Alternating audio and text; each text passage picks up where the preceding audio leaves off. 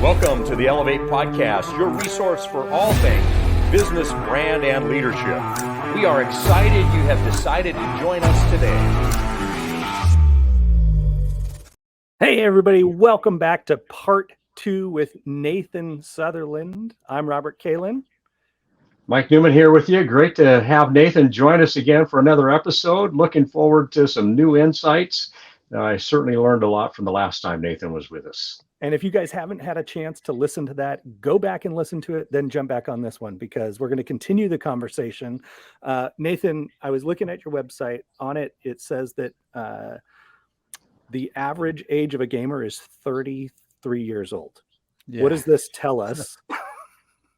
I love that stat. That's so when I do workshops, that's one of the questions I ask, especially when telling my story is, I mean, it means you don't grow out of it. When I was growing up, I discovered video games at the age of 8. My dad brought home a Nintendo Entertainment System and it blew my mind. I just knew that this was good, right? That there was something about this that was right in the world. Yes. But at the time, you wouldn't call yourself a gamer. Right now in the US, there's 255 million gamers. Yes, that includes moms playing Candy Crush at soccer practice, because that's a multi-billion-dollar franchise, and moms, welcome to the club. But that wasn't a moniker we gave ourselves. Instead, we were called gamers generally, or nerds, or whatever you would have said. Generally, that was a social pariah statement to show that you were going to die alone. You did not tell people you played video games. You would make some joke about a game. And if someone laughed or like raised an eyebrow, you'd be like, all right, we're secret friends, but none of these people know. So like, yeah, let's go play football on the playground. That's our number one thing. And so I played through elementary and into middle school, into high school, into college. I was definitely that guy getting the LAN network set up on my college dorm floor because, not to date myself, but Half-Life had a mod called Counter-Strike at the time, and it was kind of a big deal. So I had to like go introduce everyone to Half-Life and then simultaneously bring down a mod and be like, great, who's going to play as the counter-terrorist? Let's go. And in that journey, recognize like, whoa, games don't get worse as I get older because all the people who are my age started making games that were awesome. Yeah. And the reason we went from Nintendo to Super Nintendo to 64 to PlayStation to Xbox One X was that at some point it quit being thrilling for me. Right. So I needed the next thing. I needed a bigger game, a faster game, better graphics, more bombastic, everything, to the point now where if my head doesn't smoke when I play this game, it just isn't good. I've got 25 years of scar tissue built up. It also is, by the way, parents, when we throw these games into the brain of a 10-year-old and then wonder why they can't sleep. Well, because that kid, that's his baseline. Is what it took me 30 years to get used to. And now it's just like, real life is lame. I'll never be happy unless I'm playing this. So we do need to understand that when we throw kids into modern video games, it's a lot. It's a lot of stimulation. It's a lot of behavioral hooks, starting with Halo. They started designing games to retain people. And as 33 is now the average, that's also why our systems are selling for $400 or $500. Those are the people buying your systems. That's who's paying $70 for a game. Full-grown adults who still think games are awesome because they are. And that is a unique environment to throw a child into, be it a VR set or just a modern video game system. It is not what we grew up with Duck Hunt and Mario on the same cartridge, which is what I did. I'm going to date myself here because you're bringing back memories. I remember sitting on my couch when our TV came that had a remote. Oh, yeah. No knob. Not a knob. Didn't have a knob, but we had a remote. The next thing that came was the Nintendo. And my parents stayed up so much playing Mario that I would sneak down the stairs, and we had this like banister that, when you come down the stairs, it followed the stair line. And so I'd peek out, what are they playing down there? Oh, I want to get on that, and that kept me up at night back then. I can only imagine, what kids are going through right now of like dreaming about, Minecraft world and whatever else is going on. It's a real thing. And it is one that can be awesome. So average gaming age of 33, there's a whole conversation we had. Who's the core gamers? Because that group is split kind of 50-50 boys and girls. Okay. Again, thanks to soccer moms. But that's not necessarily reflective of who's playing 20 plus hours a week. Those tend to be young men. They tend to be games that boys are more in the majority of playing. But yeah, that age tells us that we don't grow out of it. Games are still awesome. And in my story, that's actually part of the reason I started Gospel Tech was that 12 years ago, I was gaming at 2 a.m. one morning and I did not mean to be. I had a bit of an issue, and I basically stayed up gaming because my group online was terrible, and I just wanted to beat this one goal I'd set for myself. So I played it, and then I replayed it, and then I replayed it, and then at 2 a.m. I pushed back, and I was like, "Come on! I have to be up in 4 hours to go to church."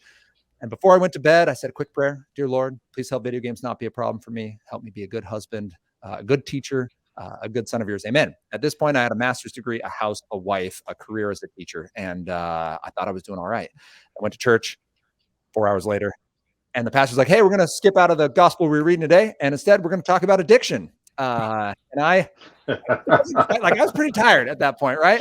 And it was one of those moments like, that's good. Someone I don't have a problem. I can quit anytime I want. Yeah, I just never want to. And it wasn't until halfway through that sermon, I actually don't remember much. I was so tired, and I was trying to keep a bold face on it so my wife wouldn't ask questions. And by the way, spoiler alert, if you're hiding a behavior from your spouse, there's a really good chance that that's an unhealthy behavior. So yes.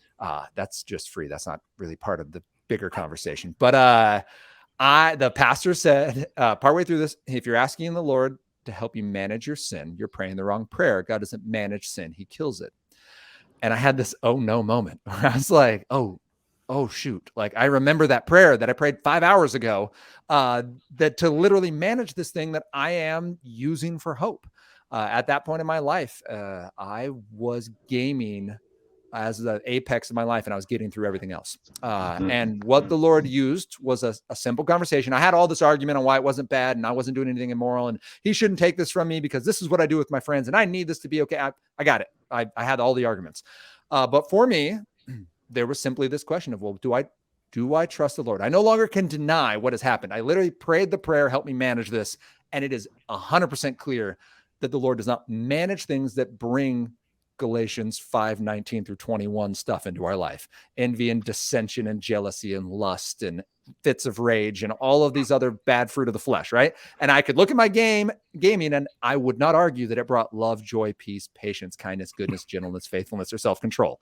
At no point was my gaming bringing fruit of life. So I had to make a hard decision, which was, I'm going to trust the Lord. He simply asked me a question in response. I said, why? And he simply said, do you trust me? And I was like, no, not really. Not especially. Why should I? And then he reminded me all the ways he's provided. I was like, okay, so if I trust you with my fun, will it be better than video games? And he simply asked, do you trust me? Well, the long story short is when I gave up gaming, I got into ministry with kids. I mentioned last episode, I was a middle school teacher. Well, I got involved with something called Young Life. And in serving in Young Life, I realized, my passion is actually seeing kids that reach their full potential in a grander scale, their potential in Christ. I don't just want to make them smarter because I don't think Hitler's problem was that he didn't have enough German. I think Hitler's problem was he was evil and really smart. And I want to help smart kids become good. And I think that happens with heart change. And so while education is amazing and you can get heart change through education, my passion pivoted to, instead of grading papers, I'm going to start talking big picture. Where are you headed? What's your purpose? And how do you know if you're going in the right direction in your path of life? That led me to start a nonprofit. And in 2016, I did. I taught for 3 years part-time and then stepped out of the classroom June 2019, which then was like, all right, like new journey. This is amazing. I'm doing entrepreneurial stuff. Yay. It's so like we finally committed. I had a foot in teaching world and a foot in entrepreneurial world for 3 years, part-time teaching, doing nonprofit and speaking, and then COVID hit. And I was running a speaking nonprofit in 2020 with no momentum. I had just started this thing. Gospel Tech was like 3 months old at that point because Flint and Iron is the other part of the ministry where we spark purpose in youth. That was fully public school facing. And then Gospel Tech started and COVID hit. And there was this journey of like, Lord, I can see 3 reasons why this is hard. This is either hard because I'm doing the wrong thing and you're trying to I bought a ticket to Nineveh and you're trying to turn me around. Right. So that's the first reason. Second reason is I'm doing the right thing, but I'm doing it the wrong way. Like you told me to, go plant the seed in one way and I'm sitting here just screaming at the seeds to grow more. So I'm doing the right thing, but I'm doing it the wrong way. Or this is just hard. And I'm doing the right thing and I just have to keep plowing through. And so through a lot of prayer, my wife, myself, the board agreed, this is just hard. It isn't cool. It isn't glamorous. We are seeing zero fruit. And a lovely mentor of mine came to me and said, Nathan, fruit in the way you're asking for it isn't actually a biblical example of God's will for you. He used two examples. The first being Philip in Macedonia, had amazing ministry, gets called away, preaches the gospel to one eunuch on a road and never goes back to this gangbusters ministry in Samaria, which is mind-blowing that wouldn't be where the Lord had put him back to. And the second was Isaiah. When you look at Isaiah's response, I am here, Lord, send me. What do you want me to say? And he's like, you're going to preach the gospel until everyone's taken into captivity. And he's like, what? Wait, that's not what I signed up for. Like, I don't think that's right. Yeah. And for 30 years, nobody listened, and it's recorded. But who does Jesus quote more than anybody else? Isaiah. Yeah. So 600 years later, when Jesus comes back and like, remember that Bible you guys all memorized? That's me. He quotes Isaiah and then Isaiah and then Isaiah again, and points to himself with this guy's ministry that was faithfully done with no visible fruit. Like, there was no revival that we would think of. And that encouragement of like, be faithful where the Lord has put you. Yeah. Do it humbly, maybe pivot if you're doing it wrong, like prayerfully do it. But sometimes the Lord lets us just sit in it, and he's not being mean. It's loving, it's gracious, and it's intentional, but it's not always the way. I certainly didn't write it down this way. And I love that story, because that, we don't often talk about necessarily ministry stuff on this podcast, right? In terms of Elevate and business, brand, and leadership. But here's how this ties in with our listener. You guys have been given a vision in business. That vision doesn't come from you. Just sit on that for a second. That vision doesn't come from you. God has given you a vision for a business to serve your fellow human being in some way. Sometimes it's hard.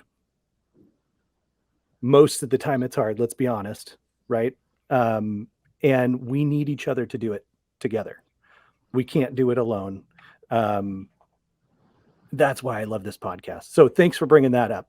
Just sharing your story. I think that connects, and that hit hard with me, just thinking about all the hard things that come when you do business. I mean, it's easy to think about giving up or try and transition too fast when things are hard, thinking, well, maybe I'm doing it wrong, or I'm not seeing the traction I want to have, or I'm not gaining momentum as fast as I'd like.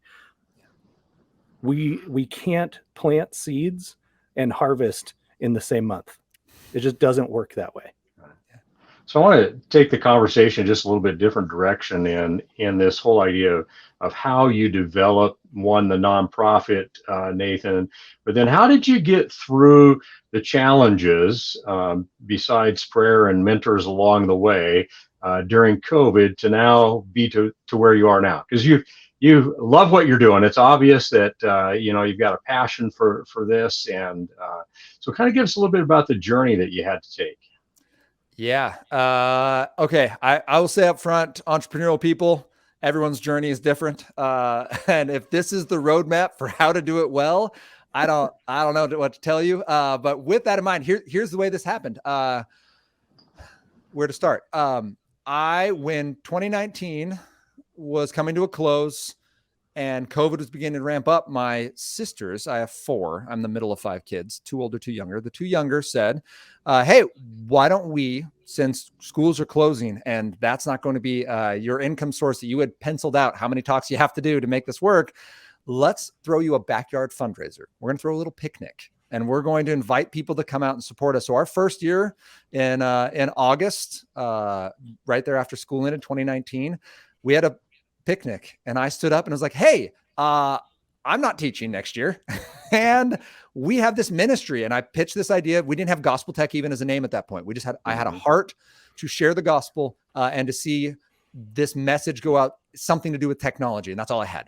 And it turns out Gospel Tech was a simple connection between those two. And people supported us. And the next day, my wife and I went on this walk in our neighborhood. I was like, don't you feel good that people like gave to this nonprofit so we can do this work? She's like, no, why did they give us money? Like, we don't know what we're doing. Like, what are they thinking?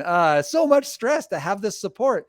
And to then, again, prayer had to be a part of that, because there is a stress that comes when you're a nonprofit and you're operating on other people's cash. That is a very humbling process. And what we ended up doing was leaning into not just the messaging in 2019 was,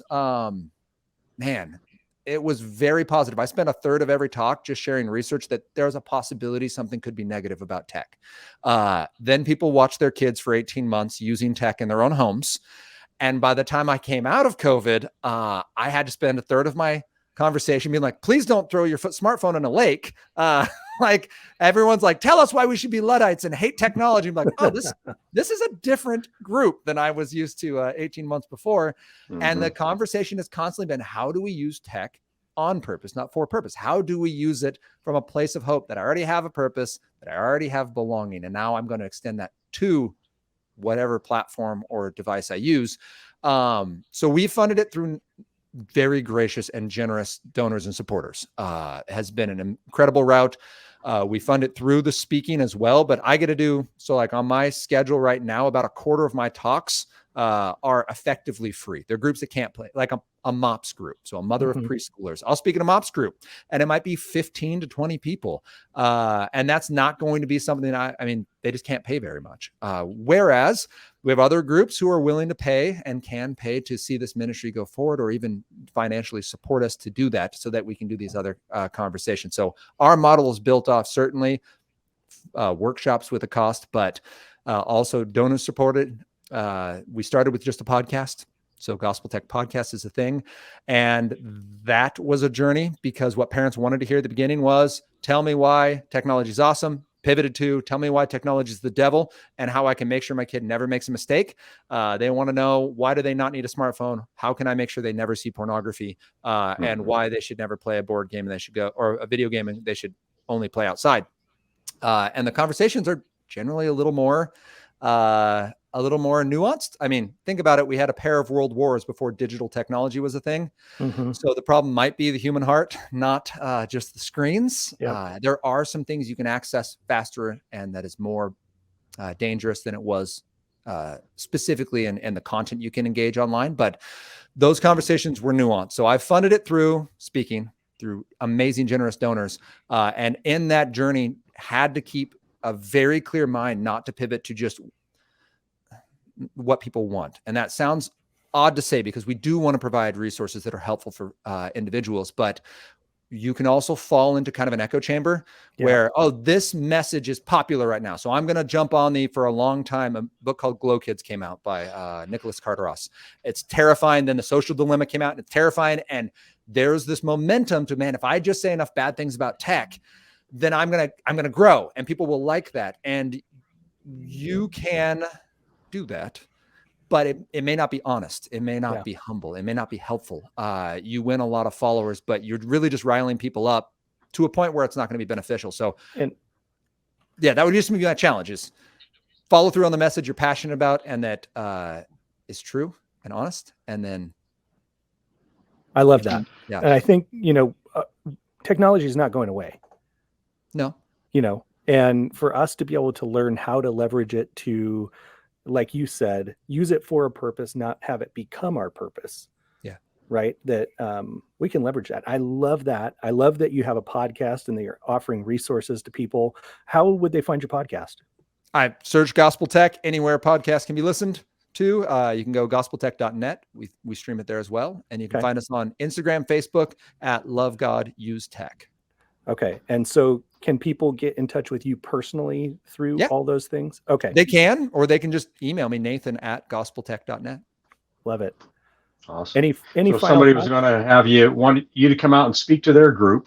Yeah. They just reach out to you at nathan@gospeltech.net and you'll click on speaking at Gospeltech. Yep. Gospeltech.net. We're booking into the new year. So I would love to make that happen, both locally here in the Northwest, but also around the US. So happy to do those. Would love to make that happen. And please reach out with your questions, comments, or workshop ideas.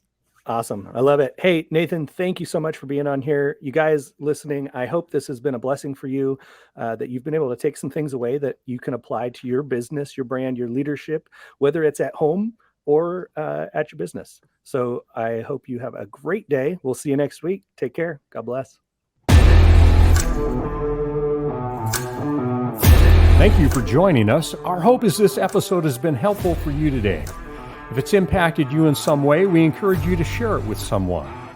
To receive a direct notification of our next episode, click the follow button on your favorite app or platform. You can also watch each episode on YouTube. The links are in the description. If you want to connect with us on a deeper level, go to countercultureleadership.com/resources. We'll see you next week on the Elevate Podcast.